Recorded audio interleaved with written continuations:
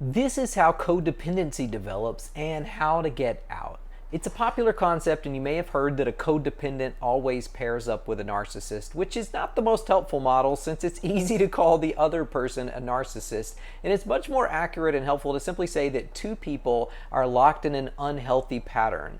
Now, the key to seeing it is knowing that all fighting is an act of cooperation, with two people agreeing to play the same game. They're lobbing comments and moves back at one another, trying to resolve things. They both feel like they're losing. It could feel like a volleyball match or a tug of war, but it's a dangerous one if we get locked into the negativity.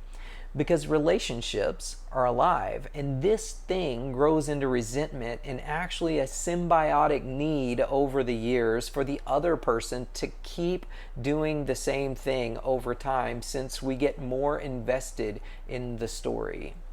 And that's codependency. I'm sure you've known couples who seem to love to bicker, even though it's making both of them miserable. We can all get there.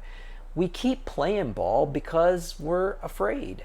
What if the other person rejects me? What if they leave? What if they win the narrative and my voice isn't valued anymore? Or if everyone believes them?